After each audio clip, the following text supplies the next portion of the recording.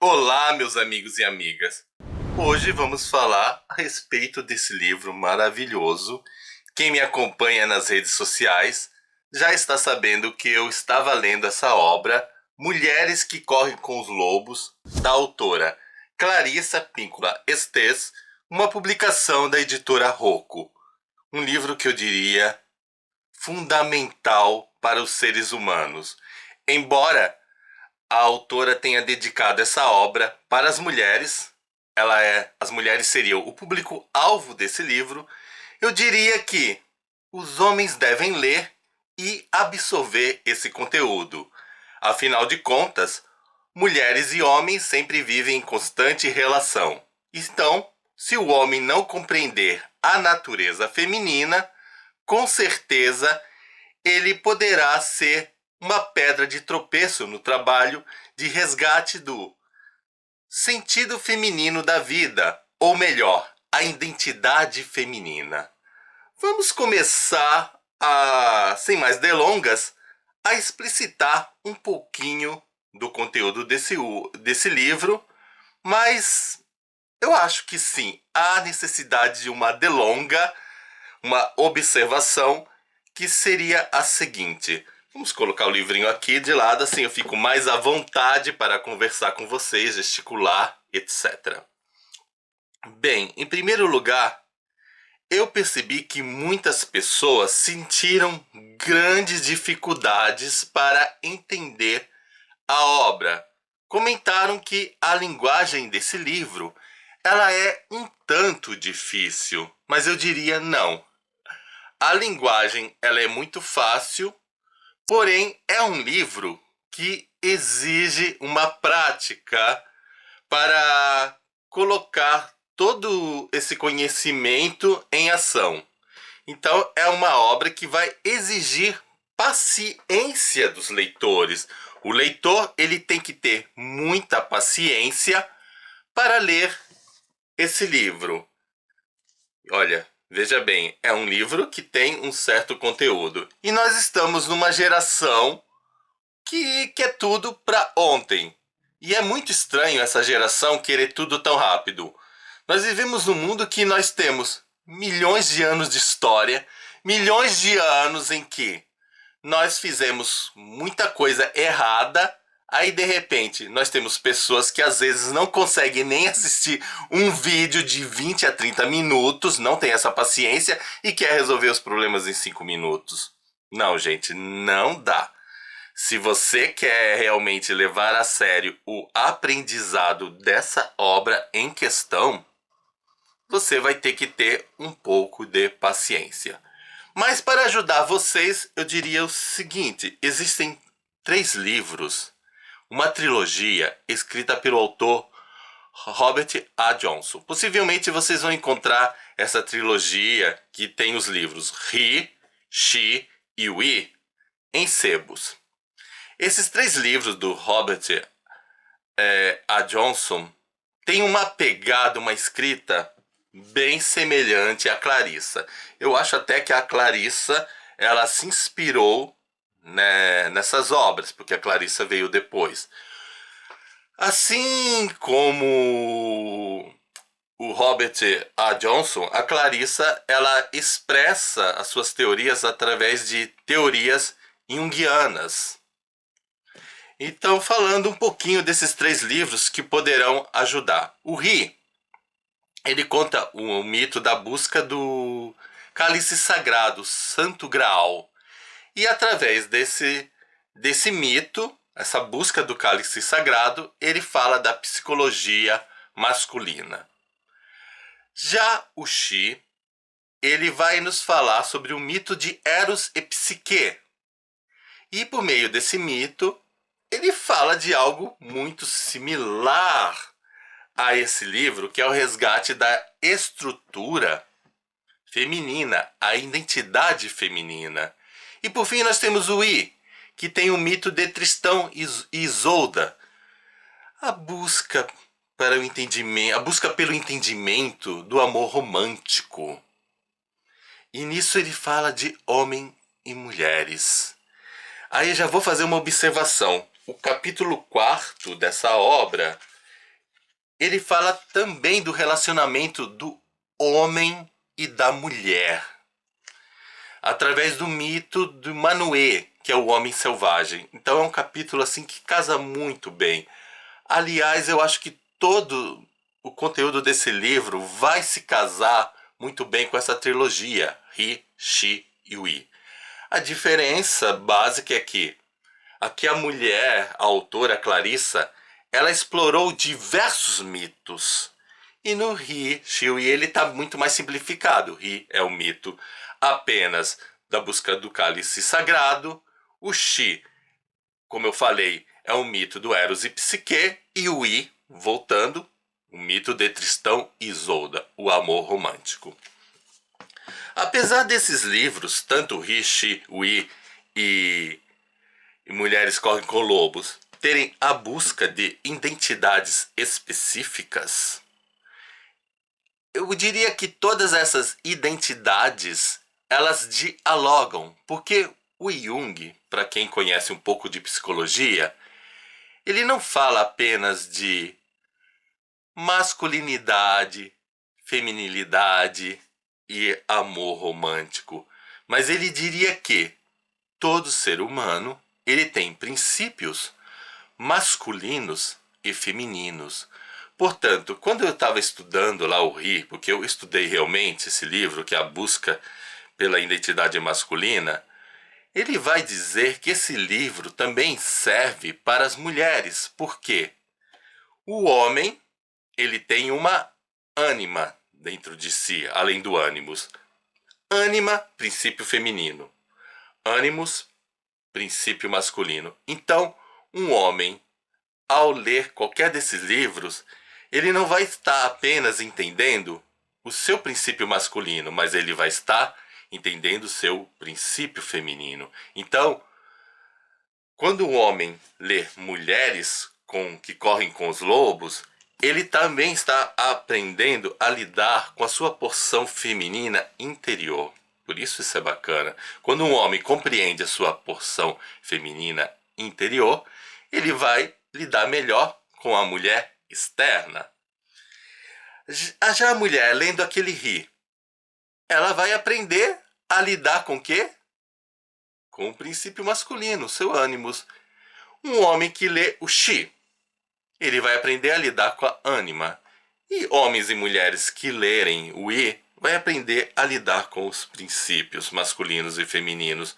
Ou seja, você nunca pode ver esses princípios como algo externo ou somente interno. Dependendo do contexto, dependendo do momento que você está vivendo, você vai ter que compreender que o ânimos e a ânima podem estar tanto fora da sua identidade, como também dentro do seu interior. Parece complicado, mas garanto a vocês que, ao lerem essas obras fantásticas que eu falei, a coisa vai ficar um pouco mais fácil, porque os mitos são histórias de fácil compreensão. E voltando mais especificamente aqui ao livro, vou deixar de lado o Ri, o Shi e o I. Vou me concentrar nos Mulheres que Correm com os Lobos e dizer que o primeiro argumento da Clarissa é que as mulheres elas se assemelham muito aos lobos, ou melhor, las lobas, porque a loba tem um instinto maternal. A loba protege os seus filhotes. A loba, ela é alegre. O animal, loba, é um animal criativo. E nesse sentido, segundo a Clarissa, todas as mulheres, elas se assemelham a essa loba.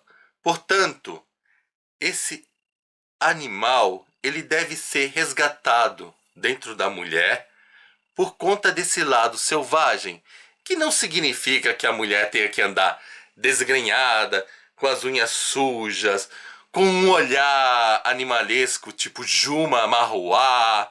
Não, não é nada disso. Não é para nenhuma mulher se tornar uma Juma Marruá. Mas é para que essa mulher ela resgate a sua identidade primitiva. Aliás, o livro, ele, por todos os seus capítulos, ele sempre está colocando esse apelo. É um apelo muito repetitivo, que talvez tenham deixado cansado alguns leitores e leitoras. O apelo de resgatar a primitividade. E essa primitividade, já volto a repetir, porque o livro também é repetitivo, não pode ser essa coisa do selvagem que as pessoas entendem, animalesco, mas é uma primitividade no sentido do original. E eu compreendo por que essa insistência da autora nessa busca da primitividade. É que foram tantos anos em que as mulheres foram massacradas pelo machismo, que eu diria que foram longos anos em que as mulheres deixaram de lado sua essência. Homens sempre mandando, não tendo espaço. Algumas mulheres se rebelaram, mas foram poucas. Se a gente for olhar a história da humanidade, é uma história em que as mulheres elas não conseguiram manifestar realmente a sua essência. Então, por isso que eu diria que é quase como, esquece todos esses anos de história de opressão e volta lá no começo e vamos construir tudo de novo.